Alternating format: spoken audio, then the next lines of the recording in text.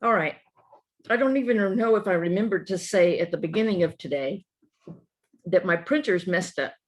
Your notes would look fine, but for some reason my computer is not printing correctly. Today we're looking at solving trigonometric equations in linear form, solving trigonometric equations using a multiple angle, a times x, solving trigonometric equations with compound argument, a plus x, and solving nonlinear trigonometric equations. So the first, we're going to look at an example and then generalize. Say we want to find out where cosine x equals 1/2. So we can think of it two ways. We can think of graphing cosine x. We can think of y equals cosine x and y equals 1/2 and find all the places where they intersect. Well, here's a pretty graph of it. Can't really see y equals 1/2, but in this horrible blue color, we have the cosine of x. And I can see that at 5 pi over, this is negative 5 pi over 3, we have an intersection. At negative pi over 3, intersection. At pi over 3, 5 pi over 3, 7 pi over 3, and it will continue for always in both directions. So between 0 and 2 pi, the answers are x is pi over 3 and x is 5 pi over 3. Liney do. Just one moment, please. Okay, I'm back.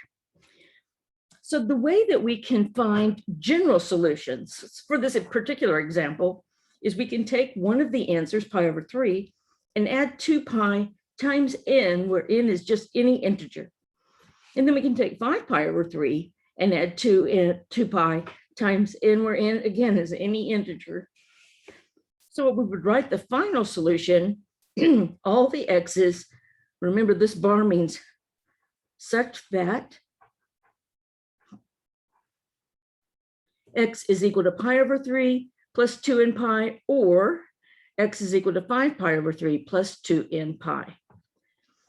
Therefore, to solve a trigonometric function in linear form, isolate the trig term on one side. Use the method above. Okay, so that's really horrible. So what we're going to do is find solutions between 0 and 2 pi.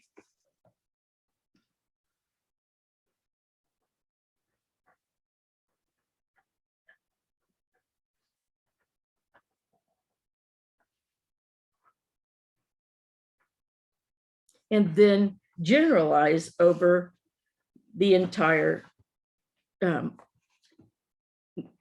real number line. So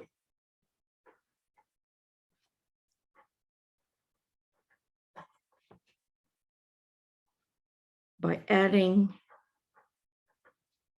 2 pi times n for n an integer. Remember, a z with a double bar on it like that is an integer.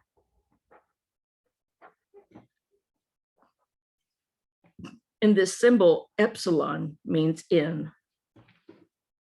Excuse me. So let's do another example. Let's find sine x equals negative 1/2 over the interval 0 to 2 pi and then over all reals. So the first step is to get the trig term by itself, which it already is. Now I'm just going to use the unit circle, 0 to 2 pi, just the unit circle, and see where is sine equal to negative 1/2. Well, the first thing I always do is think, where is sine equal to positive 1/2 in the first quadrant? Well, let's see. Sine is by y, so it's going to be pi over 6.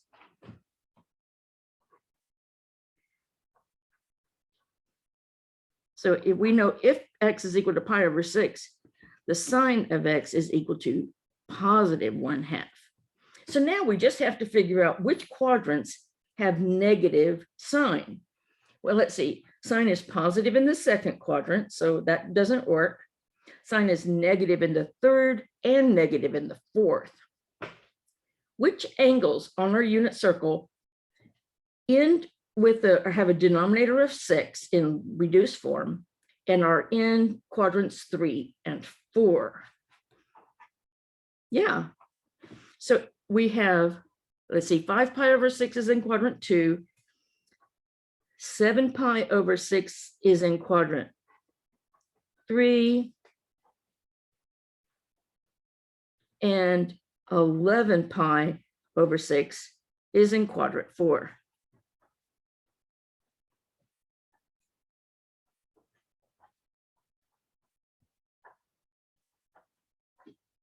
All right, so we almost have it.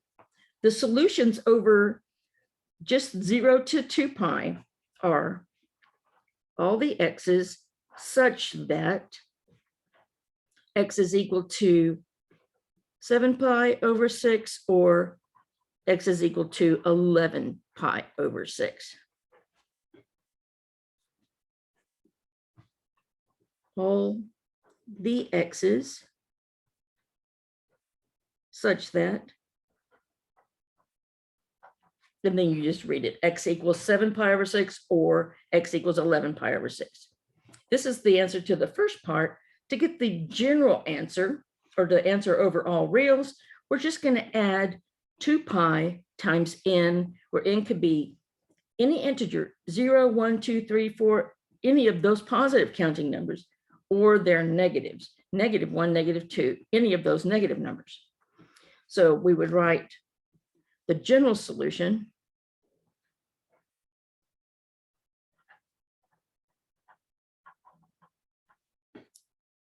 all the x's such that x is equal to, we start with the actual angle, 7 pi over 6, plus 2n pi, or x is equal to 11 pi over 6 plus 2n pi. And there you go.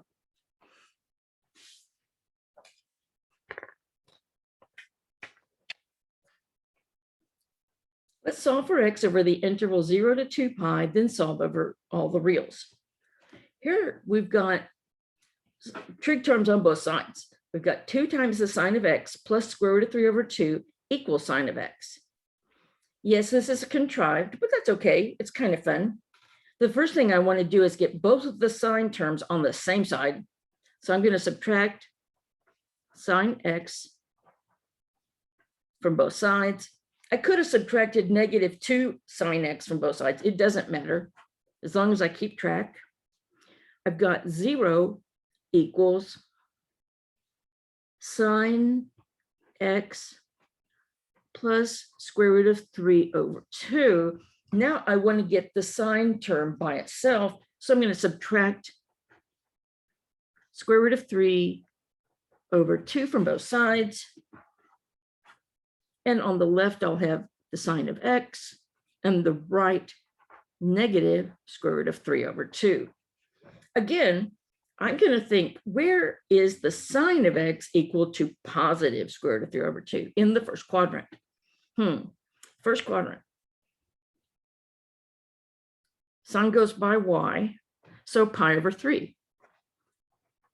So if x is pi over 3, the sine of x is positive square root of 3 over 2. Just like the other one, I'm going to see, where is sine negative? Sine is negative in the third and fourth quadrants. So which angles are in the third and fourth quadrants that have in its lowest form a denominator of 3? Absolutely right. We have x equals 4 pi over 3 and x equals 5 pi over 3. These are all the solutions between 0 and 2 pi. So let's go ahead and write that down. All the x's such that x is equal to 4 pi over 3 or x is equal to 5 pi over 3. Then the general solution, we'll just be adding 2n pi, 2 times pi times n, where n is any counting number, negative counting number, or 0, any integer. X is equal to all the x's such that x is 4 pi over 3 plus 2n pi, or x is equal to 5 pi over 3 plus 2n pi.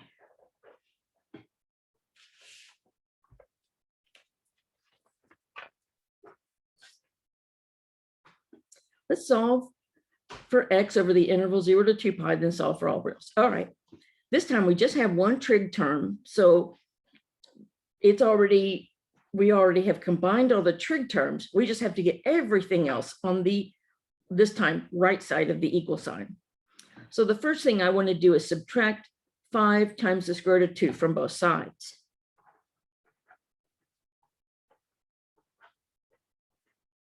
On the left, I'm just going to have 2 times sine x.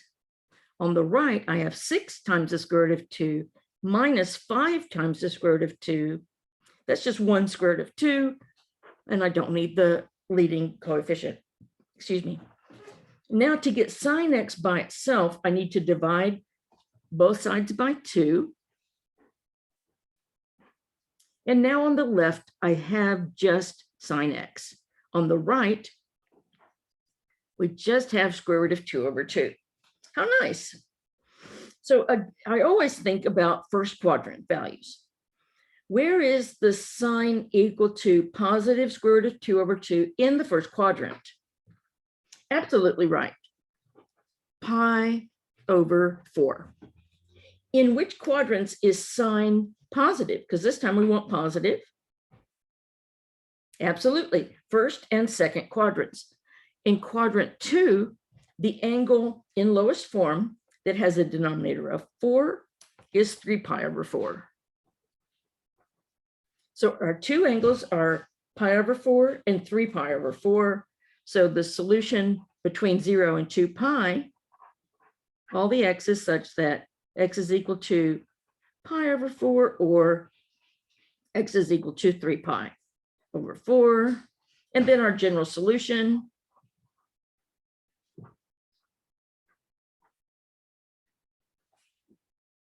we just add 2n pi, all the x's such that x is equal to pi over 4 plus 2n pi, or x is equal to 3 pi over 4 plus 2n pi.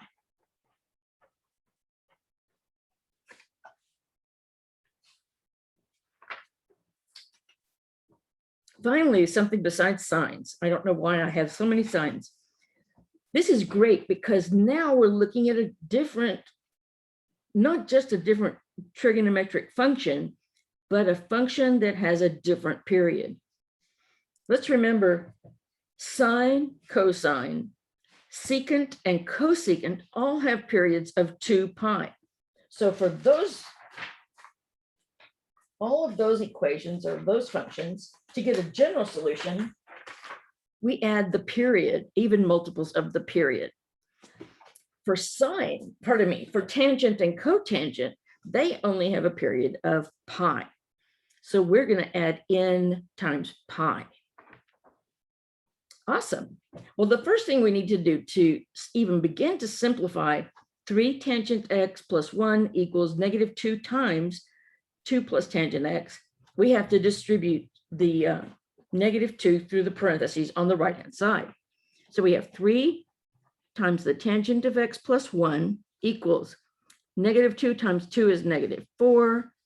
Negative 2 times tangent of x is negative 2 tangent of x. Now I don't have any parentheses. I want to move all of the tangents to the same side. So I'm just going to add 2 tangent x to both sides.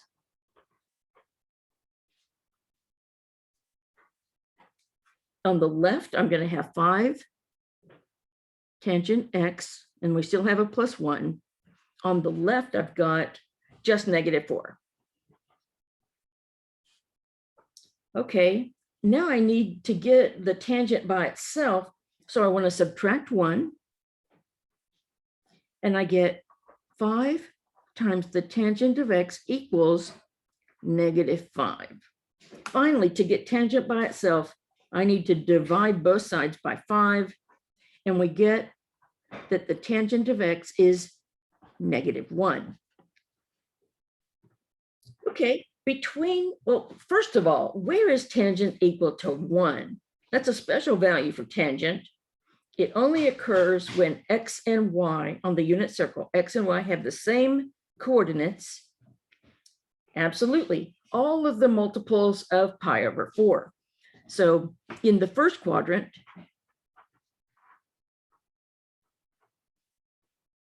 we know that the tangent of pi over 4 is +1.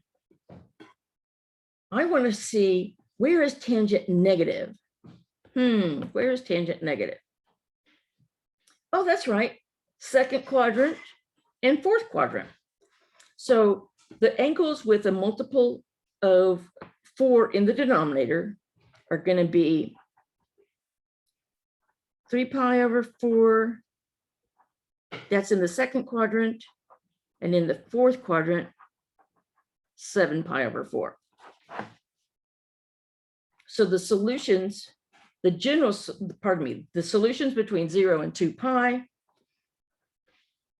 all of the x is such that x equals 3 pi over 4 or x equals 7 pi over 4. Now, I want you to notice something about this general solution. So we're going to add n times pi. Remember, the period of tangent is just pi. So the general solution, and I'm going to put almost.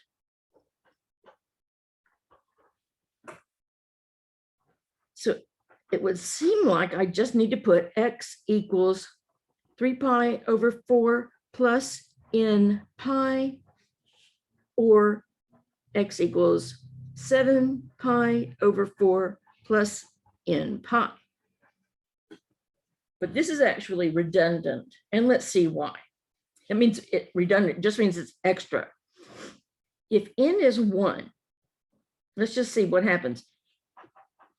If n equals 1 in the first solution, we have x is equal to 3 pi over 4 plus pi. Just 1 times pi is pi. But I need a common denominator so I can add. 3 pi plus 4 pi is 7 pi over 4. I get the second solution. So if you have to list all the solutions between 0 and 2 pi, you have to list both 3 pi over 4 and 7 pi over 4 separately. But if we're listing just the general solution, we no longer have to list separately 3 pi over 4 and 7 pi over 4. They are exactly pi apart. So now the general solution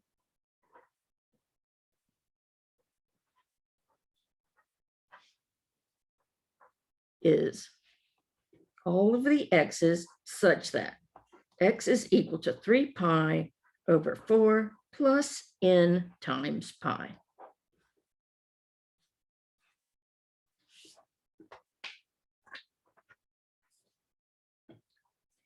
Okay, well, let's see what happens if we're having an angle inside of the argument, inside of the function, that is not x, it's something times x.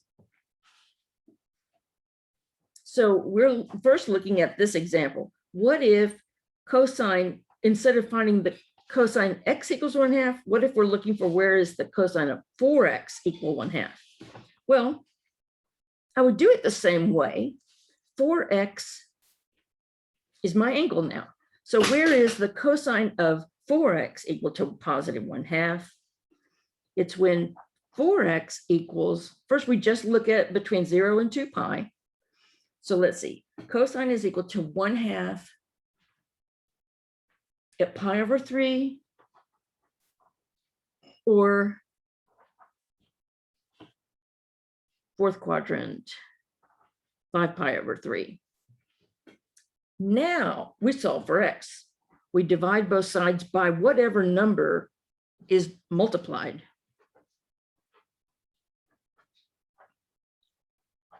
and we get x is equal to pi over 12, or x is equal to 5 pi over 12. This time, there are going to be more solutions between 0 and 2 pi than we had before. So if you have a trigonometric equation and the argument, the thing plugged into the cosine sign into the trigonometric function is a number besides 1, a number times x, then you first isolate the trig term on one side, find all of the solutions. If a were 1, write down those general solutions and set them equal to a times x. Solve for x. Then substitute values of n into the solutions to find out which values are within the desired interval. So this time we want the interval to be 0 to 2 pi. And let's see what all those instructions mean. So where is the sign of something? I'm going to say, just to make it simpler to think about, I'm going to say let 3x equal y. Where is sine y equal to negative square root of 3 over 2? Well, where is sine equal to positive square root of 3 over 2? In the first quadrant. In the first quadrant, sine is equal to, remember sine goes with y, sine is equal to positive square root of 3 over 2 when y is equal to pi over 3. Sine is negative in the third and fourth quadrants, and the angle that has a denominator of 3 in its lowest form is going to be, let's see, in third quadrant, it'll be 4 pi over 3. In the fourth quadrant, it'll be 5 pi over 3. So the sine of 4 pi over 3 is negative square root of 3 over 2. The sine of 5 pi over 3 is negative square root of 3 over 2. So that means we have two solutions for y. But let's step back. We know that let's write a general solution, and so you can see how this works. General solution for y. All of the y's such that y is equal to 4 pi over 3 plus 2n pi, or y is equal to 5 pi over 3 plus 2n pi. Well, we're not done yet because we let y represent 3x. We need to go back and put x in here. So we've got 3x equals 4 pi over 3 plus 2n pi, and we have 3x equals 5 pi over 3 plus 2n pi. To solve for x in the first equation, we're going to divide both sides by 3. So let's see, 1/3 times 4/3 is 4/9.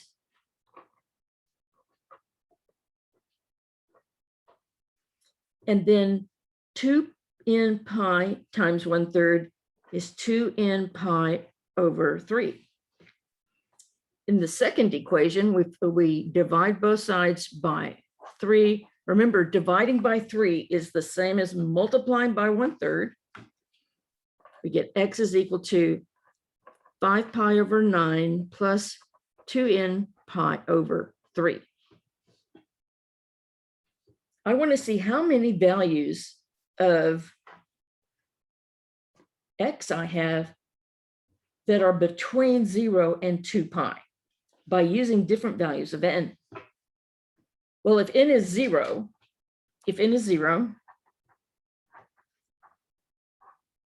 then I certainly am going to get x is equal to 4 pi over 9 and 5 pi over 9. if n is equal to 1, I'm going to have 4 pi over 9 plus 2 pi over 3. I need a common denominator. I get 4 pi over 9 plus 6 pi over 9. 6 plus 4 is 10.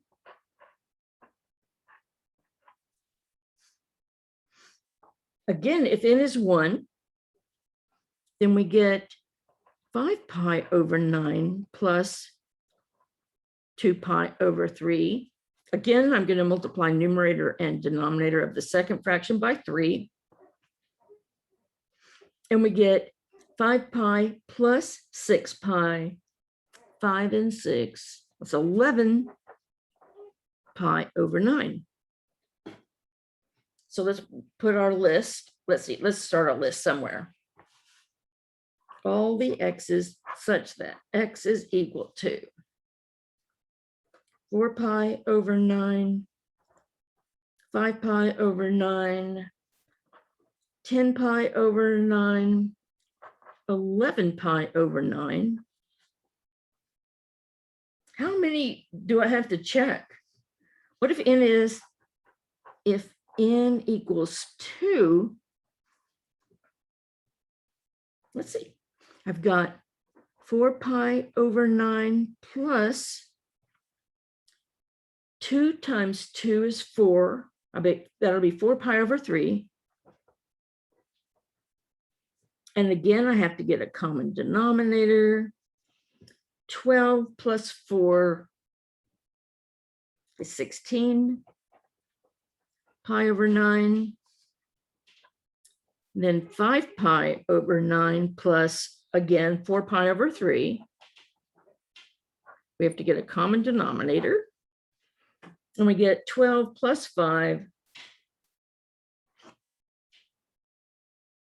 Yes, I don't know what I'm thinking. Is 17 pi over 9. Now, have I gone too far? Am I still within 0 to 2 pi? How do I know? Well, let's just think. I want to see how big is 2 pi if it has a denominator of 9. To see this, I'm just going to multiply 2 pi over 1 by 9 over 9. And 2 times 9 is 18. So I get 18 pi over 9. Wow, I've actually just gotten close. So our final solutions are going to be 16 pi over 9 and 17 pi over 9. If I add any more to 17 pi over 9, I'm going to be outside of the 0 to 2 pi window.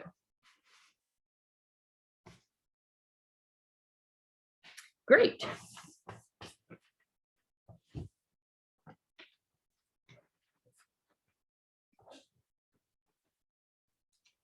Oh, I worked this out. So, okay, that's fine.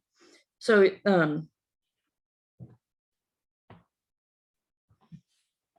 so you can see we wrote down the general solutions, and then we plugged in values.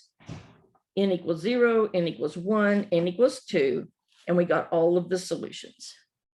It's always nice to see that I did it correctly. Did I work out? No, okay. So these I did not work out, which is good. Oh, this is fun. Okay, we get to remember I have the tangent of negative 3x equals 1. I need to deal with that negative before I do anything else. So I need to remember, is tangent even or odd? Remember, for even functions,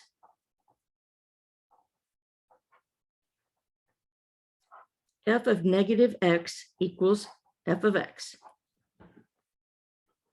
For odd functions,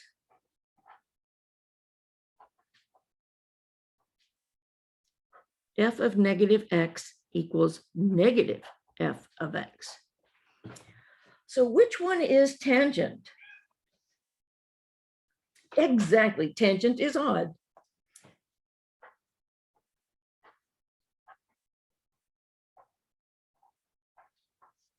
So that means the tangent of negative 3x is negative tangent of positive 3x. So the first thing I'm going to do is replace this negative, move it out front, and look at a positive angle. Very good. Now, I really don't want this negative on the tangent side, so I'm going to divide both sides by -1, and I get the tangent of 3x equals -1. Now, the trig function is isolated on one side, so I need to see where is tangent equal to -1. Well, I remember tangent is 1 at pi over 4, -1 at 3 pi over 4, -1, oh, positive 1 again at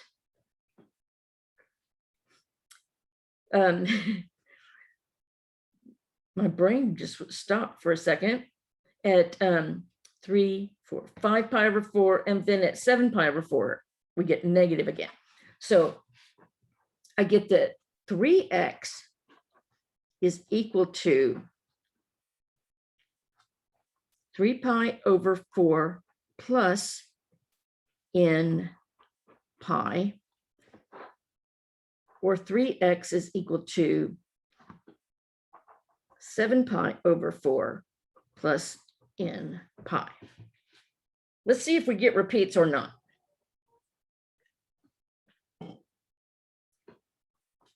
I'm going to multiply both sides of the equation by 1/3. On the left, I get that x is equal to, the 3's are going to divide out. I'm just going to have pi over 4 plus n pi over 3. I need to get a common denominator. I'm going to multiply pi over 4 by 3 over 3 and n pi over 3 by 4 over 4. So that I now have 3 pi over 12 plus 4n pi over 12. Or I can write this as one thing, 3 pi plus 4n pi all over 12. Let's see how many different values we get if we change our n. So for n equals 0, we're going to have 3 pi over 12, which reduces to pi over 4. If n is 1, we're going to have 3 pi plus 4 pi, that's 7 pi over 12, which does not reduce. If n is 2, we're going to have 2 times 4 is 8. We're adding 8 pi to 3 pi, 8, 9, 10, 11. So we're going to get 11 pi over 12. If n is 3, 4 times 3 is 12. 12 plus 3 is 15. That'll give us 15 pi over 12, which reduces. 3 goes into both of those. And we get 5 pi over 4. If n is equal to 4, 4 times 4 is 16, 17, 18, 19. We get 19 pi over 12. How big am I going to go? Well, how big is 2 pi in terms of denominators of 12? 2 pi over 1 times 12 over 12. Oh, that's 24 pi over 12. Okay, so I don't want to go any higher than 24 pi over 12. We may still have another solution though. So let's try n equals 5. 5 times 4 is 20. 20 plus 3 is 23. 23 pi is less than 24 pi, so we do have one more solution. 23 pi over 12. Now, I'm pretty sure that all of the solutions coming from 7 pi over 4 plus n pi are already listed here. But let's just make sure. If we multiply both sides of the equation 3x equals 7 pi over 4 plus n pi by 1/3, we're going to get x is equal to 7 pi over 12 plus n pi over 3. Well, do we already have 7 pi over 12 in our list? Yes, we do. So every solution that we would get using this second equation is already listed. So our final answer, let's see, when n was 0, we got pi over 4. When n was 1, we got 7 pi over 12. When n was 2, we got 11 pi over 12. When n was 3, we got 5 pi over 4. When n was 4, we got 19 pi over 12. And finally, when n was 5, we got 23 pi over 12. There we have it. This was a fun one. Let's see what we have next. Okay, we've got the square root of 2 times the sine of x over 2 minus 1 equals 0. So the first thing we wanted to do is isolate the trig terms, the sine of x over 2. That means I want to add 1 to both sides to begin. So we'll have square root of 2 times the sine of x over 2 equals positive 1. Now I want to divide both sides by square root of 2 in order to get the sine term by itself.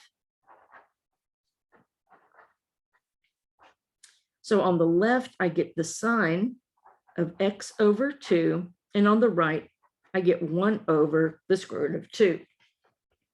And everyone who's ever done Connect Math knows that 1 over square root of 2 can be rationalized, and we get the square root of 2 over 2. Where is the sine equal to positive square root of 2 over 2? Well, sine is positive in the first and second quadrants. In the first quadrant, I'm thinking of this x over 2 as just one number. In the first quadrant, sine is equal to square root of 2 over 2 at pi over 4. And in the second quadrant, sine is the sine of 3 pi over 4 is equal to square root of 2 over 2. Great, now we have our two equations and we want to solve for x. Previously, we had a number larger than 1 multiplied by x. This time we have a fraction, so I'm going to multiply both sides by 2. 2 times x over 2 is just x. Pi over 4 times 2 is pi over 2. And then plus 2 times 2 in pi will be 4 in pi. But I want to get a common denominator, so I'm going to multiply 4 in pi by 2 over 2. And I get pi over 2 plus 8 in pi over 2. My solution when n is 0 is x equals just pi over 2. When n is 1, I'm going to add 8 pi over 2 to pi over 2. So x is equal to pi over 2 plus 8 pi over 2. That's 9 pi over 2. Am I still between 0 and 2 pi? How many pi over 2s do I have between 0 and 2 pi? Let's see. If I have pi over 2, pardon me, if I have 2 pi over 1, how big is that if it has the denominator of 2? Well, it looks like 4 pi over 2. Yes, we're way past. So 9 pi over 2 is not between 0 and 2 pi. So from the solution, x is equal to pi over 2 plus 4n pi over 1, we just have the n equals 1, n equals 0. What about from the second equation? We have 2 times x over 2, that'll be x, equals 3 pi over 4 times 2, that'll be 3 pi over 2, plus 4n pi. This time I'm not going to worry about a common denominator because I see that I'm adding multiples of 4 pi. I'm definitely going to be bigger than 2 pi if I add anything besides n equals 0. So at n equals 0, I get that x is 3 pi over 2. And those are my two solutions. So for this one, I have pi over 2 and 3 pi over 2. Let's check. This is a fun one to check. When x is pi over 2,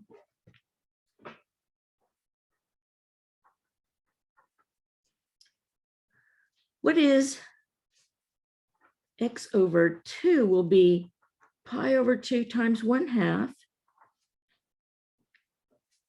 pi over 4. And that we're figuring out what is the sign of pi over 4. We know that that's positive square root of 2 over 2. So now the left-hand side of the equation, we have this square root of 2 already. And we have square root of 2 over 2 for the sign of pi over 4. And we're subtracting 1. We want to see, do we really get 0? Square root of 2 times square root of 2 is 2. And we're dividing by 2 and subtracting 1. Hey, this one works. 1 minus 1 is 0. Yes. X equals pi over 2 works. Let's try the 3 pi over 2.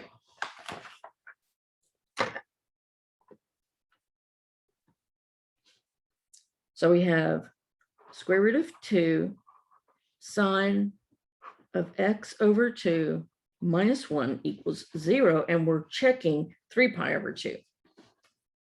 3 pi over 2 times 1/2 is 3 pi over 4, and so I'm plugging in 3 pi over 4 for x over 2. The sign of 3 pi over 4, 3 pi over 4 is in the second quadrant, sign is positive there, so we get square root of 2 over 2.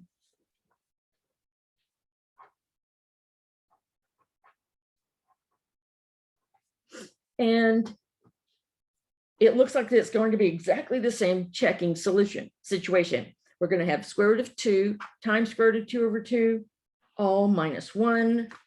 And that's going to be exactly the same. Square root of 2 times square root of 2 over 2. We'll get 2 over 2 minus 1 is 0. So yes, we have two solutions in this case. All right, what if instead of having a number multiplied by x, we have a number added to x?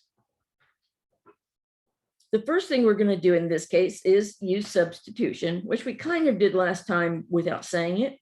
We're going to let u equal x plus a. We're going to solve it for u. Then substitute back x plus a and solve for x. Just one moment.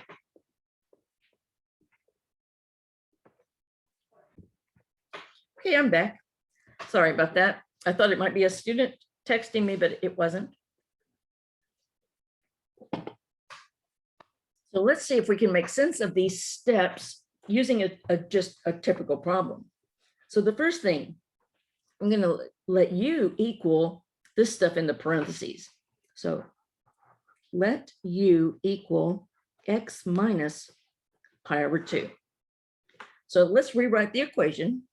We're solving the tangent of u plus the square root of 3 equals 0. To isolate the tangent of u, I need to subtract square root of 3 from both sides. And on the left, we have the tangent of u, and on the right, negative square root of 3. Where is tangent equal to positive square root of 3? Remember that tangent is sine over cosine. So where is sine square root of 3 over 2 in the first quadrant? And it would be at pi over 3. Then the tangent of u is positive square root of 3. So where is tangent negative? Yes, second and fourth quadrants. So in the second quadrant, we have u is equal to 2 pi over 3. And in the fourth quadrant, we have that u is equal to 5 pi over 3. To have general solutions, we're going to add in pi, because this is tangent, its period is pi. And I'm pretty sure the solutions from the second, from 5 pi over 3 plus n pi, are going to be repeated. So let's just look at the first one first, and then we'll come back. So I have a complete general solution for u. I'm going to go back and write down what u was. So we have x minus pi over 2 equals 2 pi over 3 plus n pi. I need to add pi over 2 to both sides. On the left, we get x, and on the right, it looks like we need a common denominator. I've got 2 pi over 3 plus pi over 2 plus n pi over 1. The common denominator here is 6. So I'll multiply 2 pi over 3 by 2 over 2, pi over 2 by 3 over 3, and n pi over 1 by 6 over 6. So now we've got 4 pi over 6 plus 3 pi over 6 plus 6n pi over 6.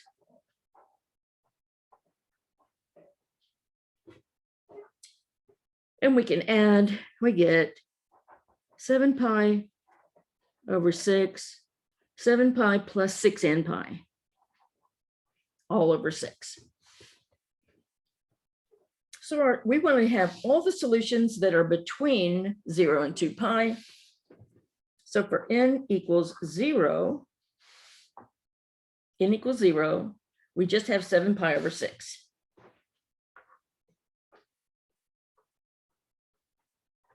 For n equals 1, we're going to add 6 pi to 7 pi. That'll be 13 pi over 6. How big do we go, though? We've got denominators of 6. Let's see. 2 pi over 1 times 6 over 6. That'd be 12 pi over 6. Oh, wait, we're already bigger than that. So the solution x equals 13 pi over 6 is bigger than 2 pi. Remember, we're only looking at solutions between 0 to 2 pi at first. So this solution is repeated. And now let's check to see if we get any different solutions from u equals 5 pi over 3 plus n pi. So let's take this u equals 5 pi over 3 plus n pi and replace u with x minus pi over 2. So we have x minus pi over 2 is 5 pi over 3 plus n pi. I'm going to add pi over 2 to both sides. And I get x is equal to 5 pi over 3 plus pi over 2 plus n pi. And I'm going to get a common denominator.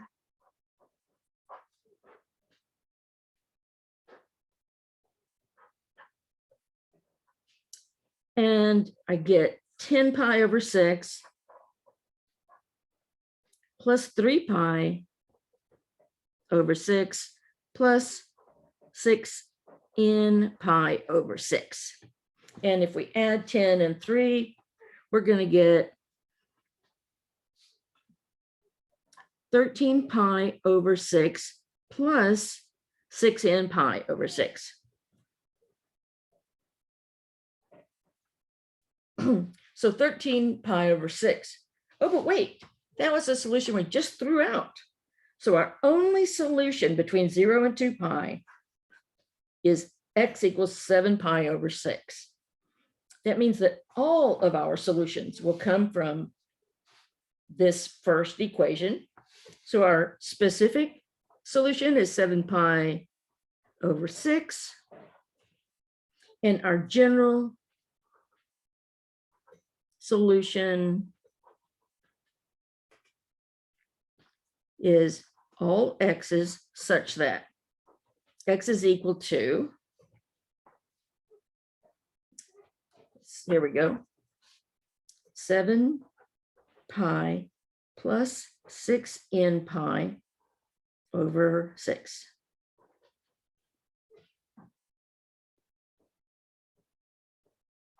Excellent.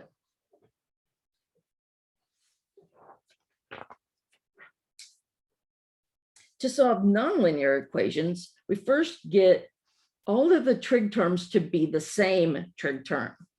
And then we're going to use any trig identities that we need to simplify and substitute the trig function for u. We're going to then solve for u and go backward. What? Let's see what it means. So let's look at an example. The sine x minus 1 equals cosine x. Oh, I see. This time we have two trig functions. How can I make them the same? Let's see.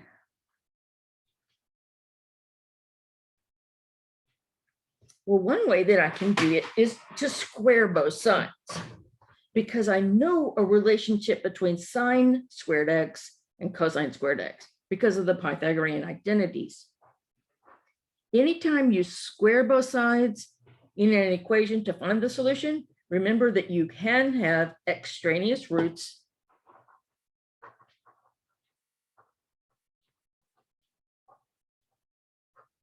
which are just extra solutions that don't really work.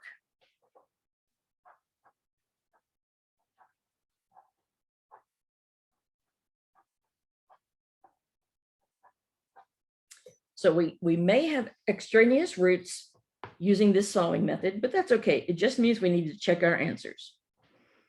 On the left, I have, remember, we're going to use this pattern. A minus b squared is a squared minus 2ab plus b squared, where a is sine x and b is 1. I don't have to put the negative 1 with b because I put a negative sign in between the two. So sine x minus 1 squared is going to be sine squared x minus 2 times sine x times 1, and then plus 1 squared plus 1.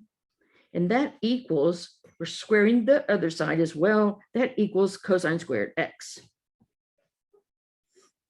Now I can subtract cosine squared x from both sides.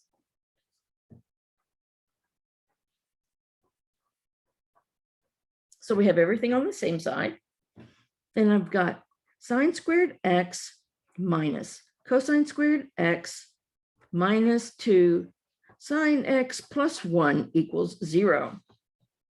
I have a sine, I have another sine, but I've got a cosine as well. But this time I know how to replace cosine squared x with sine. I know that sine squared x plus cosine squared x is 1. I can solve for cosine by subtracting sine squared x from both sides so that we get cosine squared x equals 1 minus sine squared x. Let's use this substitution in the equation we have. So we've got sine squared x minus 1 minus sine squared x. And then minus 2 sine x plus 1 equals 0. Now let's simplify. We've got a negative 1. Hey, then ones are going to add away. We have a negative 1 and a positive 1, so those are gone. And then I've got a negative times a negative sine squared x. So we'll add those. We'll get 2 sine squared x minus 2 sine x equals 0. Wow, it took a lot of work, but we finally got all the trig terms the same. There's no identity that I see that's obvious anyway to simplify. So we're going to let the trig function be u. So let u equal sine x. Now our equation is going to be 2u minus, 2u squared minus 2u equals 0. Well, now I see that this is factorable. I can factor out 2u from both terms. In the first, I'm just left with u. In the second, 1. So I get two solutions, either u equals 0 or u minus 1 equals 0. Remember, I can divide both sides by 2. 2 is never equal to 0, so it doesn't lead to a solution. Either u is 0 or u is 1. So let's see, let's go back to sine. We know that u was sine, so we've got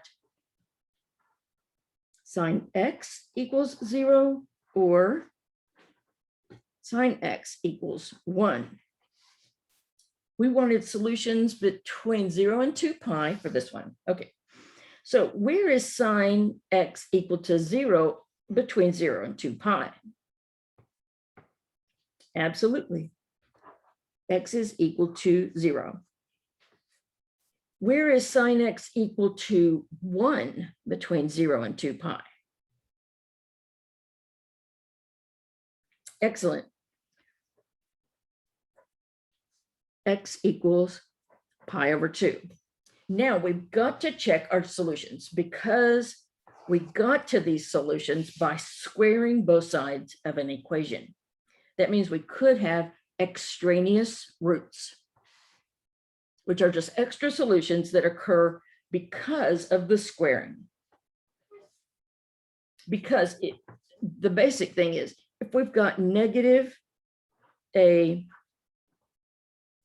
and a, and we square both sides, we're going to get a squared equals a squared, but negative a is not really equal to a, so that wouldn't lead to a solution.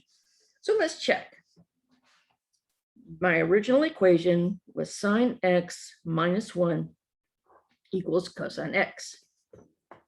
If x is 0, we've got the sine of 0 minus 1 and cosine of 0. The cosine of 0 is 1. The sine of 0 is 0. Minus 1 is negative 1. So x equals 0 doesn't work. What about when x is pi over 2? We'll have the sine of pi over 2 minus 1, and then we've got the cosine of pi over 2. The cosine of pi over 2 is 0. The sine of pi over 2 is 1. 1 minus 1 is 0. So we do have a solution for pi over 2. So x equals pi over 2 is our only solution.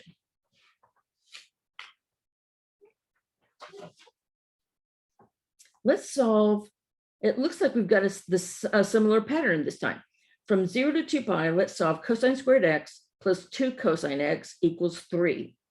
We only have one trig function. We have cosines everywhere. So I'm going to let u equal the cosine of x. So now our equation becomes u squared plus 2u, and I'm going to subtract 3 from both sides because I've got a quadratic. We can factor this. We get u plus 3, u minus 1. Is that right? Negative 3, 3 minus 1. Yes, okay. So we get that either u plus 3 equals 0 or u equals u minus 1 equals 0.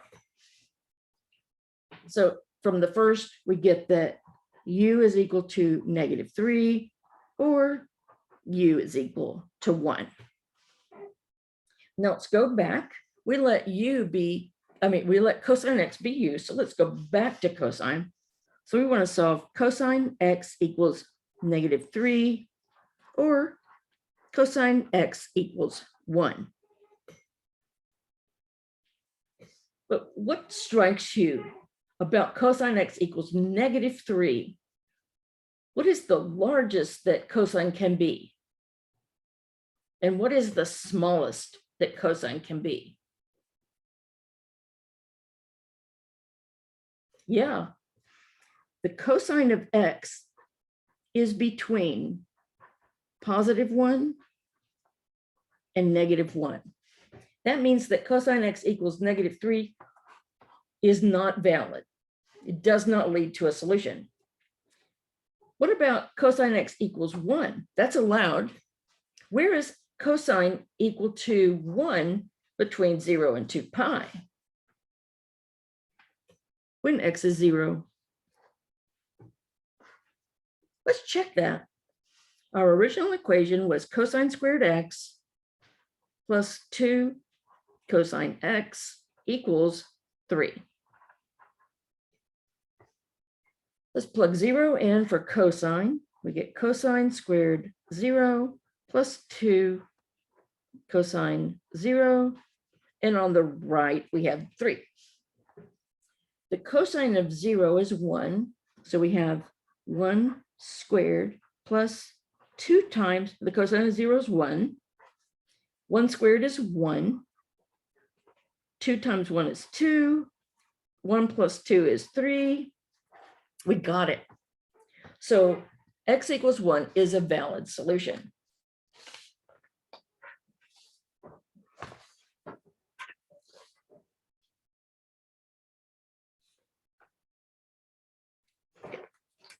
This is the end. I was just checking to see how much longer we have.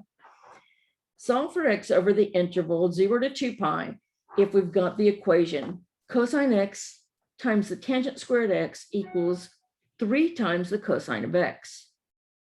Wow. Well, the first thing I want to do is move this cosine x to the same side.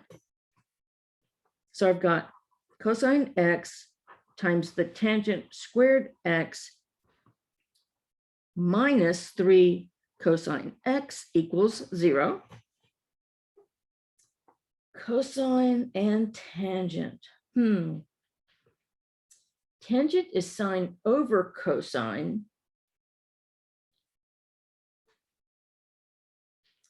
You know what? This is factorable, and we can get 2 separate equations, each one having one trig identity only. Hey, let's do that. We've got a cosine x common between the 2 terms. So we've got cosine x. In the first term, we've got a tangent squared x. In the second term, minus 3 equals 0.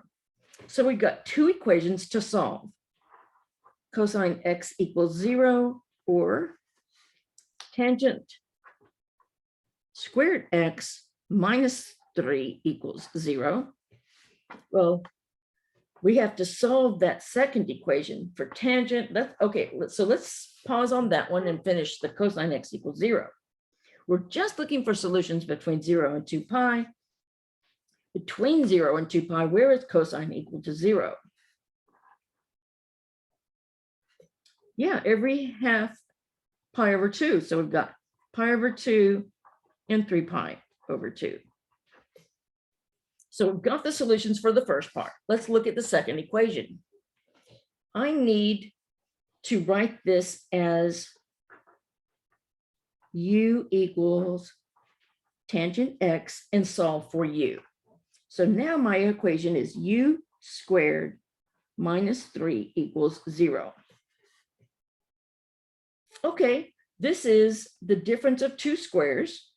I can factor that as u minus the square root of 3 times u plus the square root of 3 equals 0. So that either u minus square root of 3 equals 0 or u plus the square root of 3 equals 0. So either u equals positive square root of 3 or u equals negative square root of 3. Now we have solved for u. Let's plug back tangent x for u. So either the tangent of x equals positive square root of 3 or the tangent of x equals negative square root of 3. Well, where is tangent in the first quadrant? Where is tangent of x equal to positive square root of 3? Is it at pi over 6 or is it at pi over 3? Because remember, at pi over 4, we get 1. Exactly, it's at pi over 3. So x equals pi over 3 is one solution. Remember that tangent is positive in the first and third quadrants. So in the third quadrant, we'll have 4 pi over 3. To get negative square root of 3, we're in the second and fourth quadrants. So that'll be 2 pi over 3 and 5 pi over 3. So we've got, we ended up with 3 equations with values, and we're going to put them all together for our final solution. And I like to put them in order, but it's really not necessary. The smallest value is pi over 3. And then pi over 2 comes next. And then 2 pi over 3.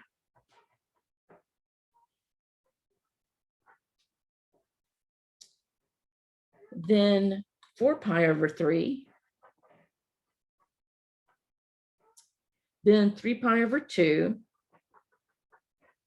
And then 5 pi over 3. And we got 6 there, 1, 2, 3, 4, 5, 6. Okay. That concludes this lecture. I hope y'all are doing well, and I promise I'm not done. So